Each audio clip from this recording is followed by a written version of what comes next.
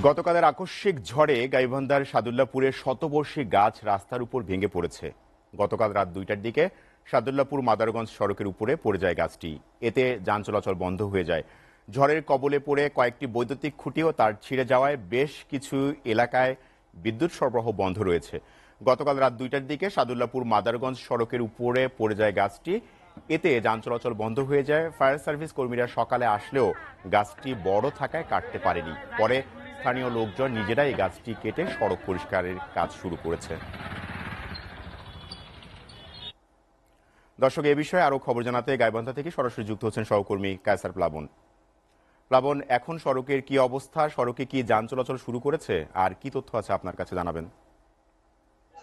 সোহেল, শুরুতে যেটি বলেছে ঠিক গতকালকে যে আকস্মিক যে ঝড় ছিল, ঝড়ে কিন্তু সাদুল্লাপুর উপজেলার বেশ কিছু রাস্তায় গাছ পড়ে যায় এবং বেশ কিছু বাড়িঘর ক্ষয়ক্ষতি হয়। এখন পর্যন্ত কিন্তু এই সাদুল্লাপুরের বিভিন্ন এলাকায় বিদ্যুৎ বিচ্ছিন্ন রয়েছে।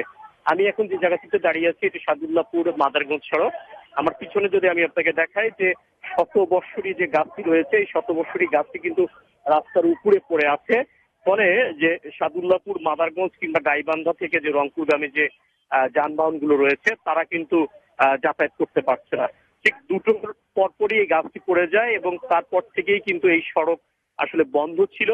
যদিও বা স্থানীয় লোকজন ফায়ার সার্ভিসকে খবর দিলে সকাল 6টা নাগাদ ফায়ার সার্ভিসের লোকজন এখানে আসে এবং তারা বলে যে তাদের যন্ত্রাংশ নেই, কারণ এত বড় গাছ কাটার মতো তাদের যন্ত্রাংশ নেই। পরে স্থানীয় লোকজন তাদের নিজস্ব যে যন্ত্রাংশগুলো রয়েছে সেগুলো নিয়ে এসে কিন্তু তারা গাছের ডাল এবং গাছের যে বড় বড় অংশগুলো সেগুলো কিন্তু কিছুটা একটু আগে থেকে এখন থেকে 10-15 মিনিট আগে কিছুটা রাস্তা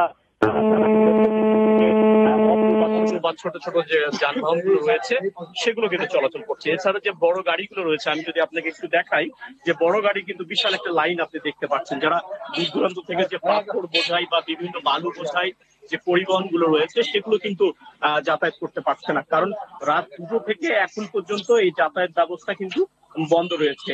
একটু আগে পুলিশের পক্ষ থেকে একটি পুলিশের টিম এসেছে, তারা এসে কিছুটা চেষ্টা করছে যে যাতে সড়কটি যাতায়াতের জন্য উপযোগী করা যায়।